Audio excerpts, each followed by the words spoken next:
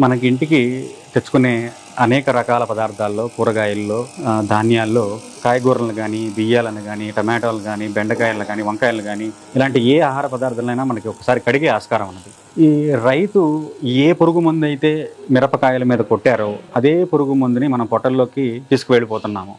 ఒక సామాన్య కుటుంబంలో ఎవరైనా సరే భరించగలిగే వాళ్ళు కానీ, భరించలేని వాళ్ళు కానీ, ముఖ్యంగా మొట్టమొదటగా మన ఇళ్లలో మార్చవలసిన ఏదైనా ఒక ఆహార పదార్థం ఉంది అంటే అది ఎండుమిర్చి పొడి. దీన్ని కారం.